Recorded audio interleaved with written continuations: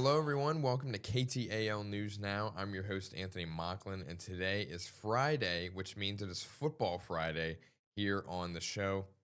For those of you who aren't familiar, we like to do different themes throughout the week where we have Tech Tuesday and then Wellness Wednesday, for example. Thursday, we usually look ahead to the weekend events. And then Monday, come next week, if you tune in, you'll see a recap of those events that happened over the weekend. But on Fridays, we like to do Football Friday, with it being in the heat of football season right now. We are reaching the playoffs for high school football that start tonight. And then there's a lot of playoff pushes for college football. And then there's a lot of implications for the NFL as well.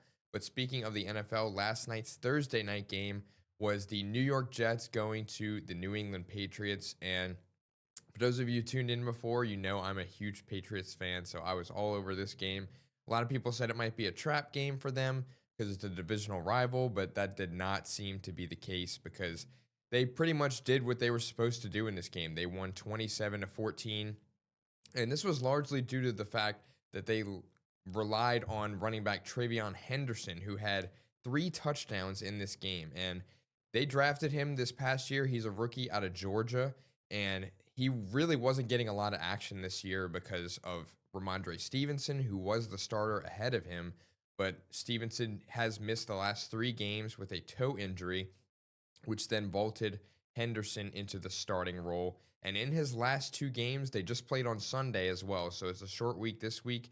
He has 5 combined touchdowns in those games. So that's 5 touchdowns in his last 5 days of the NFL. And that's just insane.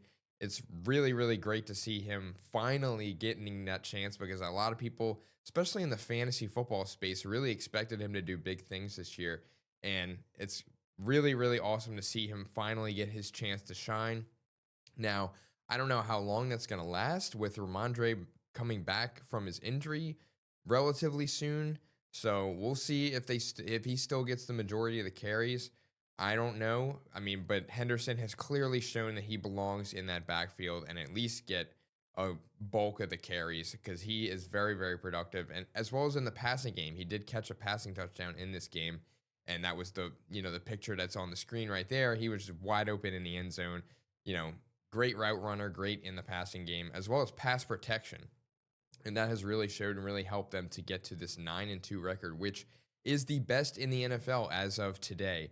We'll see what remains on Sunday because the Colts are also 8-2, as well as the Denver Broncos. So they are the only 2 teams that the Patriots are competing with in terms of having the NFL's best record. And of course, they both happen to be in the AFC. So it will be a really, really tight race for the number 1 seed in the conference.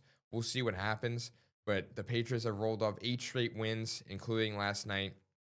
They have, like I said, they have the best record, and quarterback Drake May is absolutely playing like an MVP candidate this year.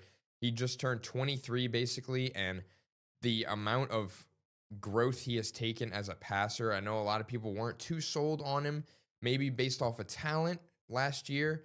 They could see, the potential for him, but he has really come into his own. He looks so poised in the pocket. He just has this great sense of the pressure that's around him, knows when to step up, when to scramble. Like, he is putting on veteran moves as a 23-year-old, and it is a joy to see. Maybe not so much for NFL fans who had to live through Tom Brady and their dynasties, but the Patriots, their rebuild was only for like a few years, it seems like. Although, we'll see what happens with Drake May if he does win MVP this year, if they continue to play at this pace.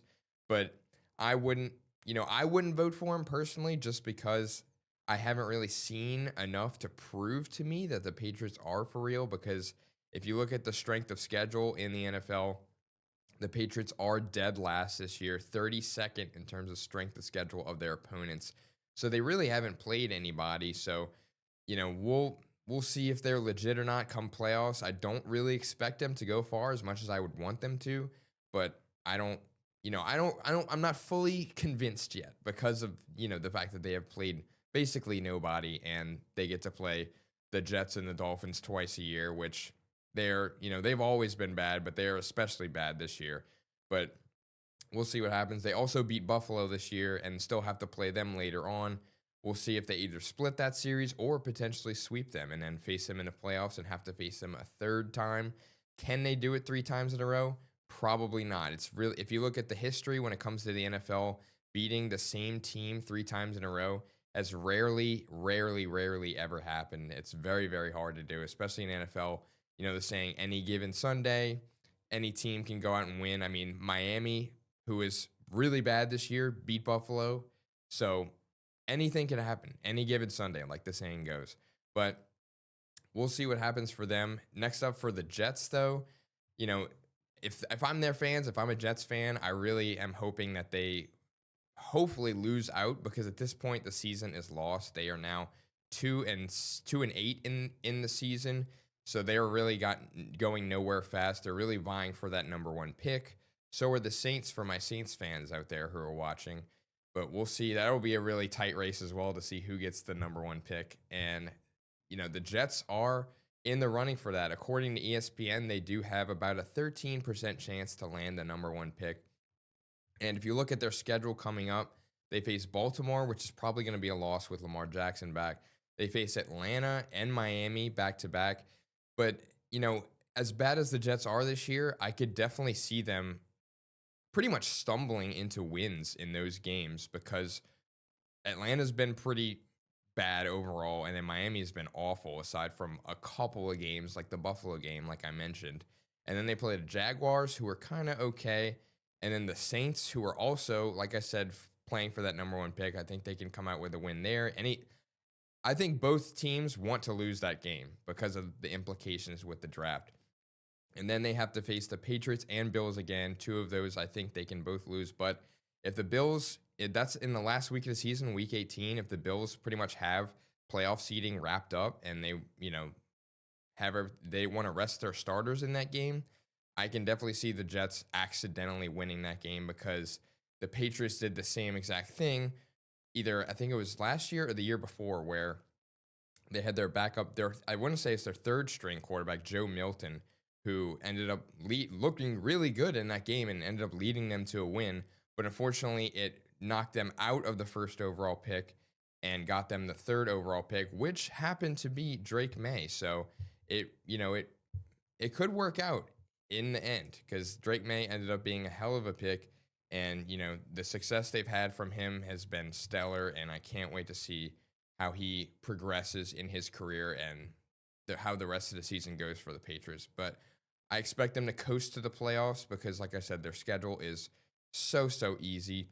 And I need to see more out of them before I can see that they're capable of contending with the big dogs. But looking ahead to the college games that are happening this weekend, lots of key matchups in both the SEC, ACC, and Big Ten. And we're going to dive into all of those right now, starting with number 9, Notre Dame, heading to number 22, Pittsburgh. And these are teams that are both 7-2. They have a lot to play for, more so Pittsburgh than Notre Dame. Well, I guess you can kind of reverse that, actually, because Notre Dame, they started 0-2, if you recall, and they were still in the top 25. And a lot of people were furious about that. They still haven't joined the conference. I mean, I could go on and on about Notre Dame, whatever. But since then, they've rolled off 7 straight wins, and they are back in the rankings in the top 10, actually. And I think if they lose this game, I don't see them sneaking back into the playoffs because I think this is their last chance to kind of prove themselves that they belong on the national stage after suffering those 2 losses in the beginning of the season. But, a third loss, it's kind of tough, especially since, like I said, they're not in a conference. They don't play in a conference championship game, and they don't have that automatic bid into the playoffs without that. So this is a must-win game for Notre Dame. They are big favorites in this game for a reason, I think. And Pittsburgh, they have a little bit to lose as far as the rankings, but if they win this game, they could shoot up all the way into maybe the top 12, if not the top 15. And then they have to go in and face Georgia Tech and then, try to win out and get a spot in the ACC championship game. So as long as they can, hold their own against Notre Dame, I think they'll still be fine. But, they've been one of the hottest teams in the country. They've won 5 straight games, And that is largely thanks to true freshman quarterback Mason Henschel, who in his 5 starts this year has thrown for over 1,500 passing yards, 12 touchdowns, and 5 interceptions, which is pretty solid considering the fact that he has not been the full-time starter this year. Their previous quarterback, they substituted him out for Henschel, and they have been riding the true freshman throughout the rest of the season. And in his 5 starts, 4 of those he has thrown for over 300 passing yards, albeit against pretty weak competition. But that's still pretty impressive for a true freshman quarterback in a big conference like the ACC. But they, as long as they, like I was saying earlier, as long as they can get out of here and not get obliterated, and they still have to beat number 14 Georgia Tech and number 16 Miami back to back and pretty much win out the ACC to get a spot in that ACC championship game. Although their head coach Pat Narduzzi joked and said that Notre Dame could beat them by 100 if they wanted, as long as they win those next 2 games, then they'll be fine as far as conference play. But Notre Dame has also been really hot. Like I said, they lost their first 2 and then won 7 straight. And that is thanks to quarterback CJ Carr, who has been pretty efficient this year. He's thrown for almost 2,300 passing yards, 19 touchdowns, and just 4 interceptions. So he has been pretty solid for the Fighting Irish. And their running game has been elite thanks to Jeremiah Love, who has run for almost 1,000 yards on 6.4 yards per carry and adding 13 rushing touchdowns. So he has been pretty elite for them. He'll probably be a top 10 pick maybe come the NFL draft, but we'll see. They'll probably continue to ride him in this game. But like I said, if they lose this game, they're probably going to be out as far as playoffs are concerned. And although they are favored 11.5 in this game, I think that is not that unattainable considering, one, they're at home and they just came off a demolition of Navy where they won 49-10, who is first in the American Athletic Conference, the AAC, and they were absolutely dominant in that game.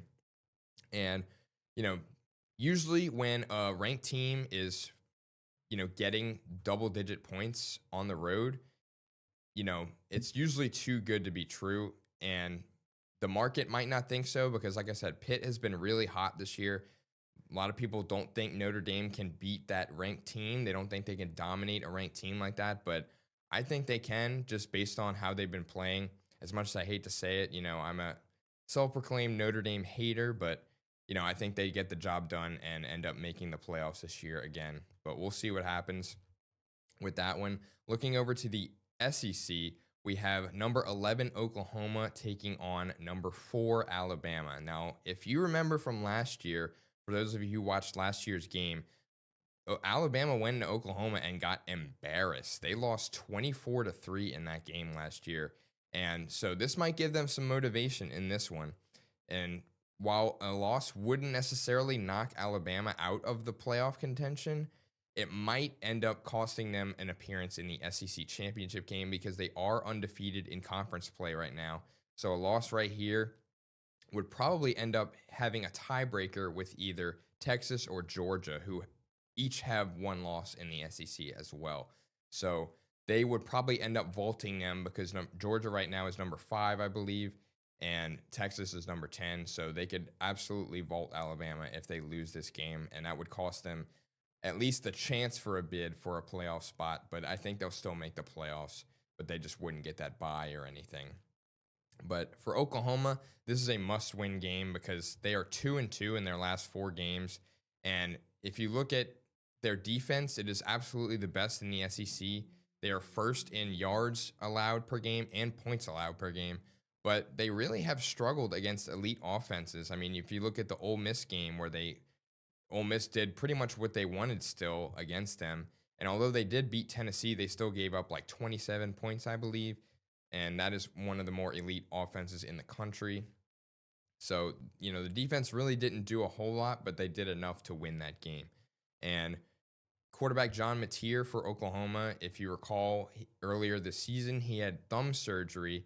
And before he had that surgery, he was playing super, super well. He was throwing for over 300 yards per game and 6 touchdowns with 3 interceptions. But then after the surgery, he is only passing for 183 yards per game and has 2 touchdowns to 4 interceptions.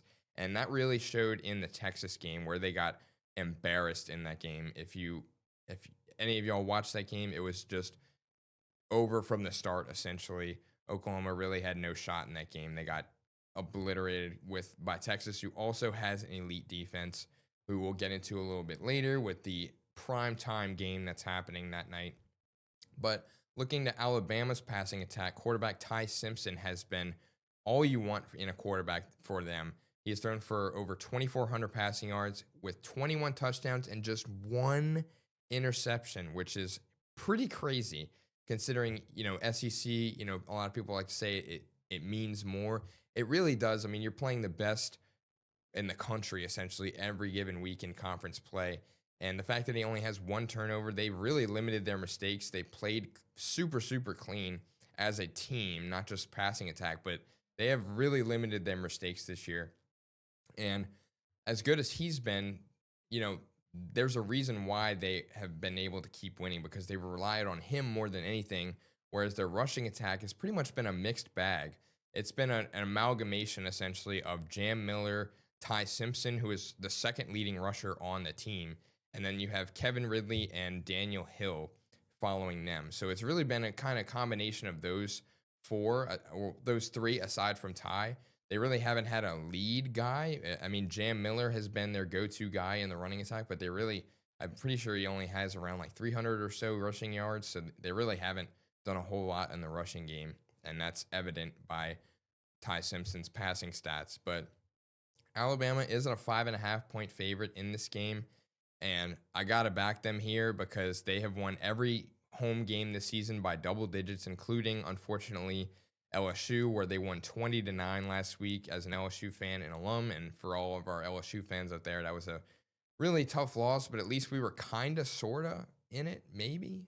But it wasn't all bad, but, we pretty much expected to win that game after we fired head coach Brian Kelly.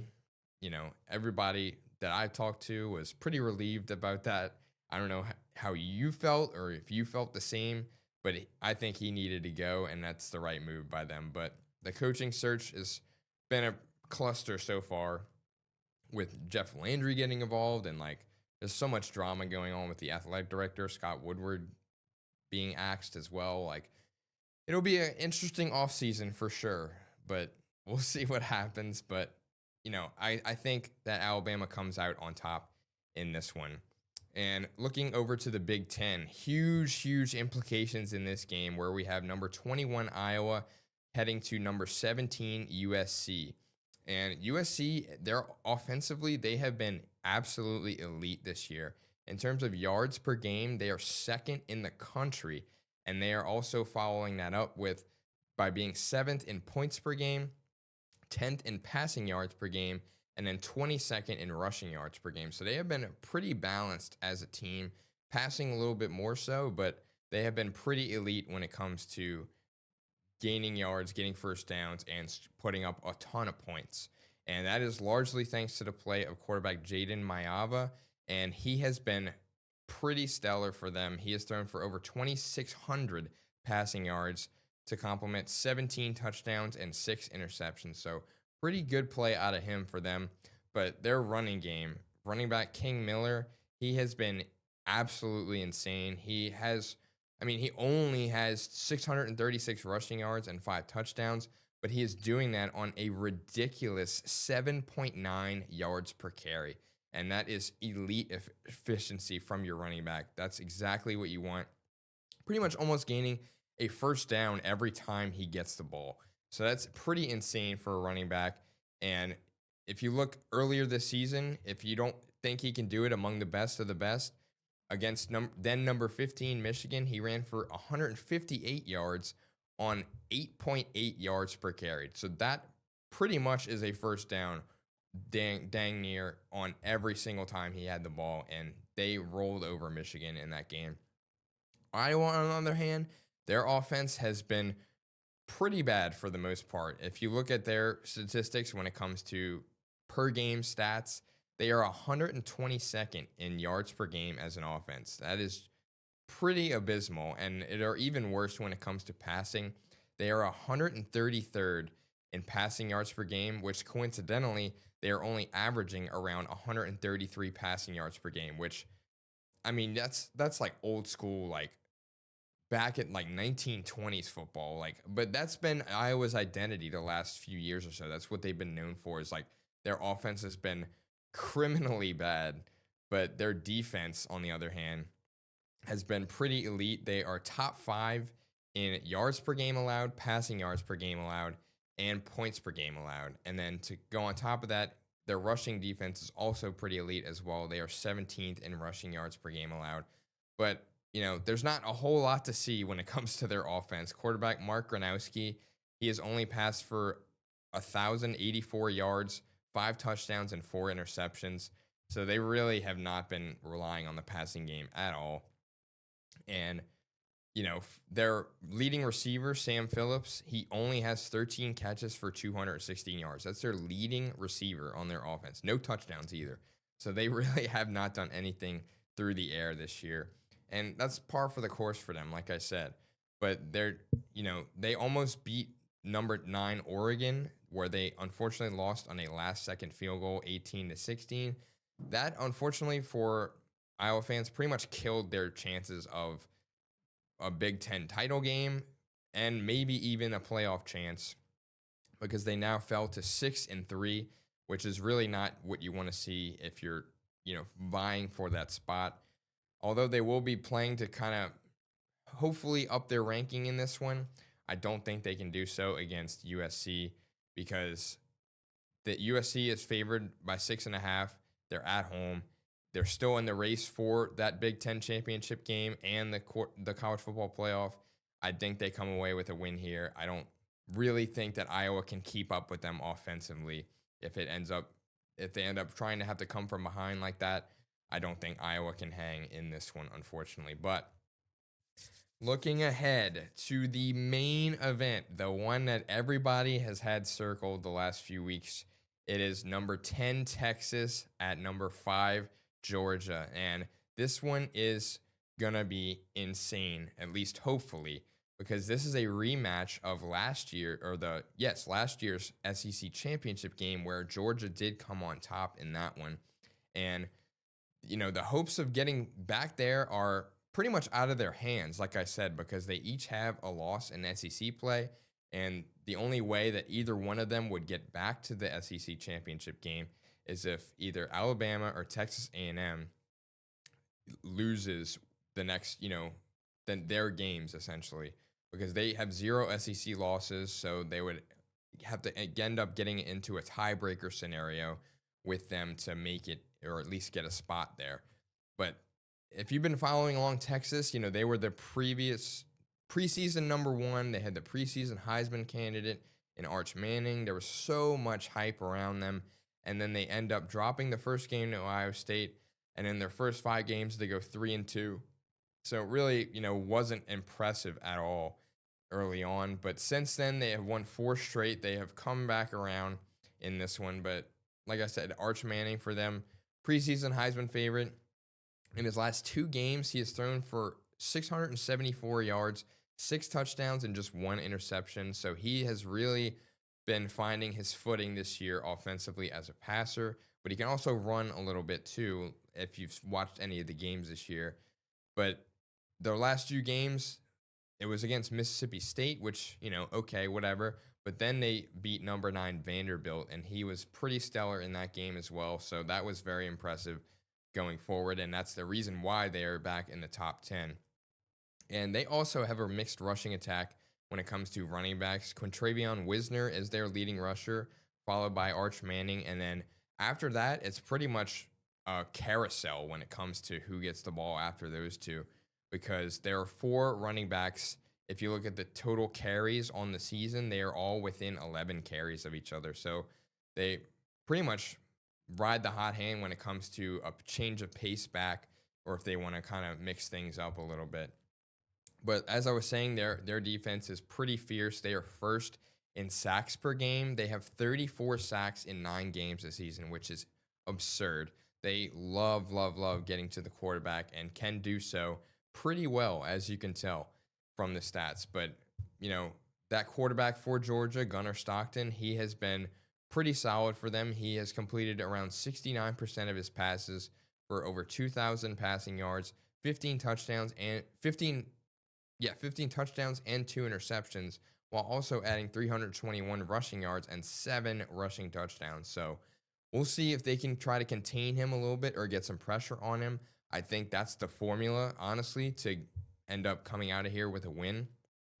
And Georgia's backfield, they have pretty much had a two-headed approach when it comes to, you know, almost a 50-50 split when giving carries to either one of them. Nate Frazier, who has ran for 575 yards and 3 touchdowns, and Chauncey Bowens, who has run for 474 yards and 6 touchdowns. So it's pretty much a toss-up with who you're going to get on any given run play for them. But Georgia is a 5.5-point favorite in this one, and I do like them to cover that because Georgia is at home, and Texas, this is a true road game for them. If you look at last year, Texas lost to Georgia both times, and none of those were in Athens. And on the road this year, Texas is just 2-2, and their 2 wins are Kentucky and Mississippi State, who are near the bottom of the SEC standings, and their 2 losses on the road are to Ohio State, who is obviously number 1. That's fair, but then you have a loss to Florida as well on the road, which they've been pretty bad this year, but they have somehow come away with these crazy wins, or at least keeping pace with these top teams. I don't think they're as bad as their record reflects, but they're not the top of the SEC by any means. And the fact that, they lost to them on the road gives me a lot of concern when it comes to Texas. Yes, they are hot right now, but Georgia has been pretty dominant all season. They just know how to win. Like when it comes to the game against Tennessee, for example, that went to overtime, a game that they absolutely should not have won, but ended up winning anyway. It just goes to show you their championship pedigree when it comes to knowing how to close out games, knowing how to win and come away, especially at home. I don't think they drop this one at home. I don't think they roll past Texas, but I do think they come out with a win here. But that's all I have today for Football Friday. If you have your takes you want to share, be sure to email me right there at amocklin@ktalnews.com. If you want to talk sports, football, entertainment, movies, whatever you want, I'm here, and I'll be sure to listen out and shout out everybody that reaches out on the show. If you want a segment you want me to cover or a topic, anything you want, I'm here for you. But like I said, reach out to me there at amocklin@ktalnews.com. But thank y'all so much for tuning in again. This is the show that streams every day, Monday through Friday at 1 p.m. on our website at ktalnews.com, which is also where you can get all of your local, breaking, and trending topics.